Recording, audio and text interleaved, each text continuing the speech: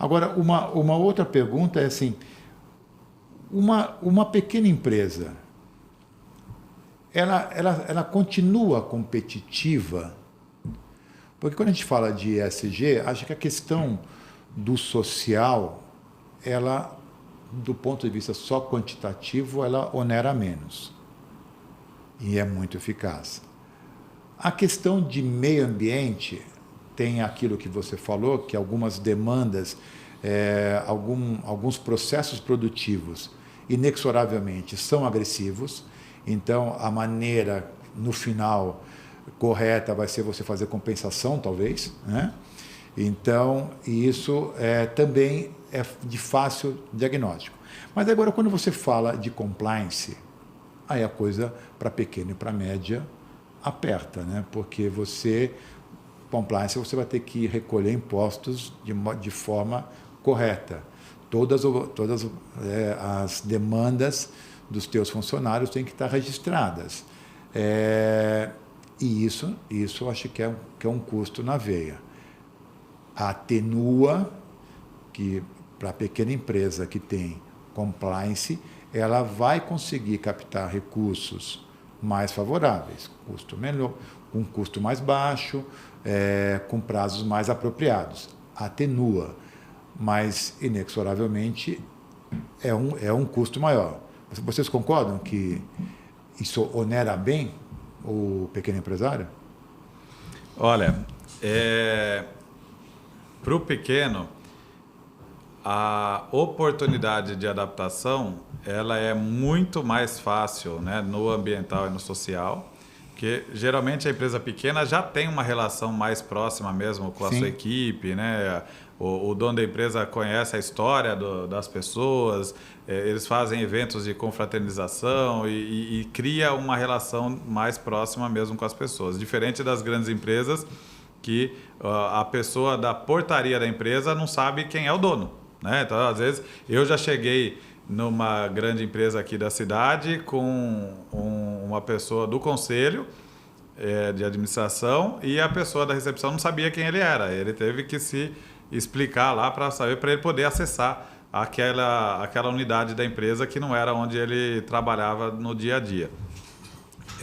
Então, a parte ambiental e social é muito mais simples. Por exemplo, a parte ambiental, eu tenho determinada emissão de CO2 com a minha atividade aqui de gás carbônico. Eu não preciso resolver isso amanhã. Eu posso criar uma meta, daqui 5 anos eu quero reduzir em 30%, né, as minhas emissões. E como é que eu chego em 30%? Eu não é 30% hoje. Eu vou chegar em 30% em 5 anos. Então, eu vou começar com 2%, 3%, 5%. Então, é uma coisa que não vai gerar um impacto que inviabilize a atuação da empresa. Agora, na parte da governança, isso sim representa um desafio enorme e muitas vezes intransponível para a maioria das empresas de pequeno porte. Por quê? Porque a informalidade é uma realidade muito grande nas pequenas empresas, né? Então, vender sem nota, comprar sem nota, o consumidor chega no varejo, ele fala, mas quanto custa sem nota? Eu já ouvi, né, de pessoas que são juízes, né, e que falam, não, eu quando fui construir a minha casa, eu ia numa loja de material de construção e eu falava, não, mas faz sem nota para mim. E eu falei, nossa, a pessoa sabendo que você é um juiz ainda, fala, é uma situação totalmente ruim. Eu acho que a carga tributária para o pequeno empresário também é muito alta, né, Alex? E isso contribui para esse tipo de conduta, porque às vezes a atividade é boa, mas se você colocar na ponta do lápis o que tem que pagar de tributação, ela deixa de ser economicamente rentável. Sim. Né? Eu tive uma experiência com uma empresa que eles tinham uma preocupação muito grande com essa regularidade fiscal, né?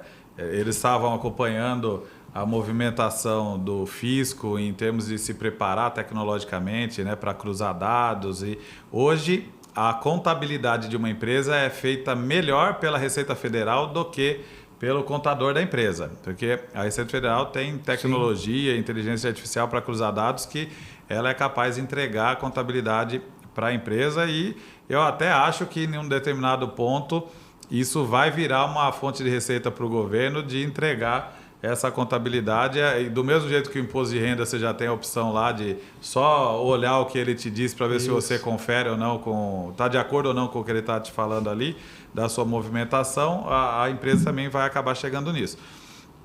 Mas enquanto tiver, qual que era a dificuldade? 30% da venda daquela empresa era sem nota.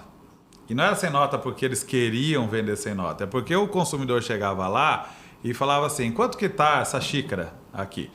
Custa R$10 essa xícara. E aí o consumidor falava assim, puxa, mas e sem nota? Quanto é que você faz para mim? Não, eu não vendo sem nota, custa R$10. Mas é que o seu vizinho, ele vende sem nota, ele vende por 8 para mim sem nota. Mas eu gosto de você, eu quero comprar de você. Faz para mim por 8 também, eu não preciso de nota fiscal. Então, enquanto tiver gente disposta a vender sem nota, né, é um desafio enorme você mudar esse fluxo. É um peixe nadando contra a maré. Então, a importância desse movimento de entrar nos pilares do ESG, do ponto de vista macro, né, assim, de ter um movimento mesmo de adesão maciça das empresas, isso é muito importante, porque vai favorecer que todos sejam regulares. E uma coisa que é curiosa é que quem ganha no primeiro momento, mas também é aquele que está perdendo com a sonegação, não é o empresário que deixou de recolher o tributo. É quem está comprando sem nota. Sim. Né? Por quê? É porque ele está pagando menos, só que o risco ficou na mão do empresário que deixou de emitir a nota fiscal e deixou de recolher os tributos. Ele é que está sujeito a ser autuado e às vezes a multa ocasiona a quebra da empresa. Né? Então, se as empresas percebessem isso, falaram, peraí, eu não vou criar um problema aqui para mim que eu que vou me responsabilizar por isso no futuro. Então, se as empresas tivessem uma mudança de postura e todo mundo pagasse o tributo corretamente, não ia ter dificuldade de implementação dessa regularidade. Mas isso é um processo cultural que precisa ser trabalhado no nosso país. E por que eu falo que no primeiro momento quem ganha é o consumidor?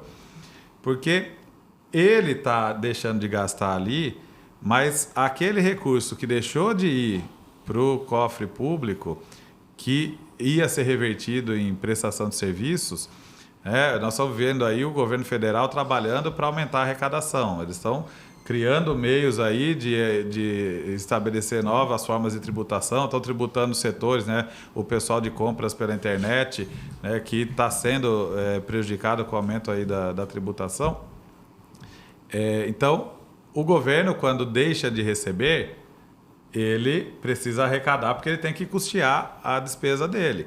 Então, ele aumenta a arrecadação, aumentando a tributação. Se essa informalidade, vamos supor que, a exemplo dessa empresa, que 30% dela era venda sem nota, se 30% do que gira na economia do país não está sendo recolhido os tributos, é a mesma coisa de dizer que se todo mundo passasse a recolher corretamente, o governo poderia reduzir em 30% a carga tributária.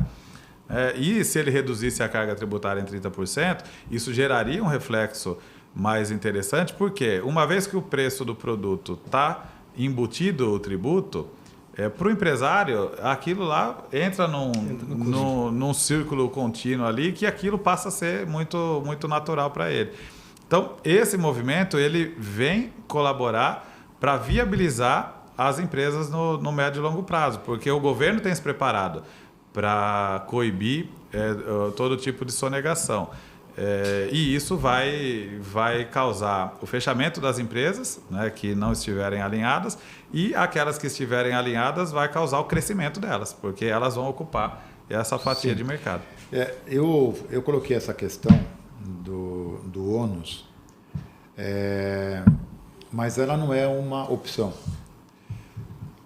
A primeira empresa que nós olhamos que conseguiu monetizar ganhos com ESG, acho que foi a JBS, numa emissão de dívida que ela fez, deve fazer 1 ano e meio, talvez 2.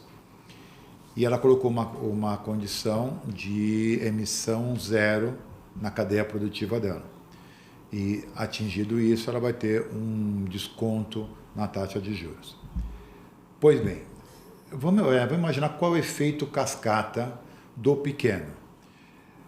A JBS, na cadeia produtiva dela inteira, ela vai ter que colocar regras de ESG. No caso específico da JBS, era muito mais voltado para meio ambiente. Mas existem títulos de dívida que já colocam o ESG como de uma forma mais ampla.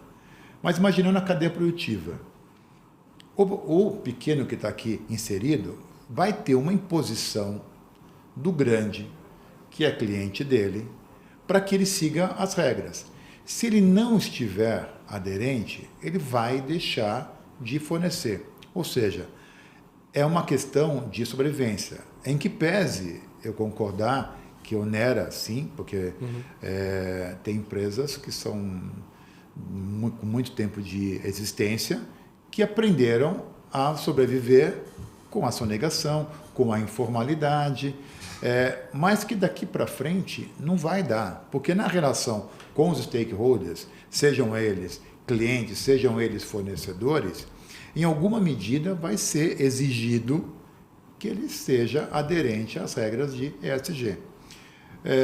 Tem um parceiro de negócio nosso que está na Europa agora, captando recursos para um CRA verde, é o título que ele está dando.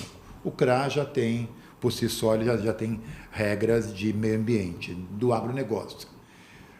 Mas ele está fazendo isso de uma forma mais ampla e mostrando para os investidores lá que, além de ser para o agronegócio, o CRA ele vai ter uma aderência ao ESG de uma forma bem mais ampla.